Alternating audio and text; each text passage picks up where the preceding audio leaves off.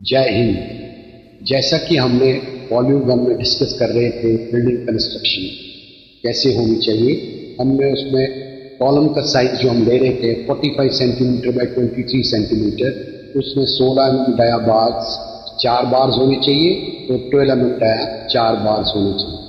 और उसकी स्टर्प जो होनी चाहिए, जो टाइज होते हैं, वो होनी चाहिए 8 mm dia bars 15 centimetre centre to centre. और उसमें जो रिंग का साइज होगा, जो कॉलम का जो कवर होता है, वो 40 mm ऑन बोथ साइड्स। मतलब अगर हमारा 45 सेंटीमीटर का कॉलम है, -8, 4 एक साइड, 4 सेंटीमीटर एक साइड, 4 सेंटीमीटर एक साइड, 8 सेंटीमीटर मीन 37 सेंटीमीटर। और 23 सेंटीमीटर दूसरी साइड का कॉलम साइज है, उसका -8 15।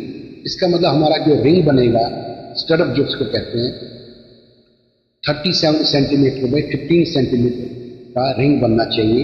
और उसमें 135 का जो एंगल पे उसको करना चाहिए, टाइज को 135 डिग्रीज एंगल। और जब हमने ये स्टर्प भी लगा दिए, कॉलम खड़ा किया फुटिंग में, उसके बाद हमें फुटिंग का कंक्रीटिंग करना चाहिए। और उसके बाद जो है प्लिंथ बीम भी चाहिए। प्लिंथ बीम भी हमें डालना है वहाँ पे। प्लिंथ बीम का साइज नॉर्मली होता है, जो मॉडरेट कंडीशन में जो डिज़ाइन में 23 सेंटीमीटर बाई 45 सेंटीमीटर, डेप्थ होगी 45। और उसमें भी जो कवर होगा, कवर उसमें 50 mm का कवर रखना है, उसमें 25 mm का कवर रखना चाहिए। टोटल 50 mm, मतलब मीन्स 45 माइनस 5 40 सेंटीमीटर और 23 माइनस 5 18। तो 40 बाई 18 सेंटीमीटर का उसमें टाइज होने चाहिए। और उसमें भी बार्स डालने चाहिए, 3 बार नीचे और 3 बार ऊपर, और उसके स्ट्रक्स होने चाहिए। और ये प्लिंथ बीम को पास करना चाहिए। वाइब्रेटर लगाना चाहिए, प्रॉपर वाइब्रेशन होनी चाहिए। फुटिंग में भी, प्लिंथ बीम में भी वाइब्रेटर चलना चाहिए। वाइब्रेटर प्रॉपर चलाना चाहिए ताकि कंक्रीट कॉम्पैक्ट हो जाए प्रॉपर। और क्योरिंग का बहुत ध्यान रखना चाहिए, क्योरिंग प्रॉपर करनी चाहिए। और वाटर सीमेंट रेशियो जो डिज़ाइन पिक्स में दिया होगा, ऑलमोस्ट 0.5 होता है, 0.5, तो उस हिसाब से पानी डालना चाहिए। जो कंक्रीटिंग जो हो रही है उसमें पानी डालना चाहिए। पानी ज़्यादा नहीं डालना चाहिए, नहीं तो सेग्रीगेशन होगा और कंक्रीट बिखर जाएगा, अलग अलग हो जाएगा, तो वो उसकी स्ट्रेंथ कम हो जाएगी, वर्केबिलिटी ठीक नहीं मिलेगी।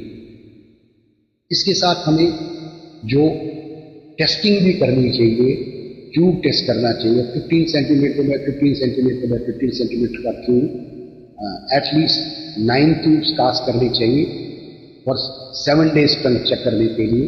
जो 7 डेज स्ट्रेंथ होनी चाहिए, जो नॉर्मल हम M25 डिज़ाइन कुछ यूज़ कर रहे हैं हर एक में, मॉडरेट कंडीशन में, जैसे मैंने आपको बताया। अगर सीवियर होता फिर M30 यूज़ करना पड़ता। तो M25 कंक्रीट के लिए जो जैसे अब M25 कंक्रीट करेंगे तो उसका जो कंप्रेसिव स्ट्रेंथ होना चाहिए after 28 days of curing, it should be 25 Newton's पर स्क्वायर mm। और 7 दिन के बाद जब हम उसका क्यूब टेस्ट करेंगे, उसकी स्ट्रेंथ अराउंड 70% ऑफ 25 होनी चाहिए।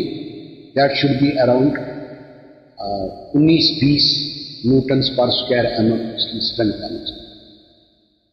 और उस हिसाब से 7 डेज स्ट्रेंथ देखी जाएगी। फिर 28 डेज क्यूरिंग के बाद जो स्ट्रेंथ होनी चाहिए 25 न्यूटन्स पर square mm plus 4, actually FCK plus 4 होता है, करीब 29-30 न्यूटन्स पर स्क्वायर mm इसकी स्ट्रेंथ आनी चाहिए आफ्टर 28 डेज ऑफ क्यूरिंग।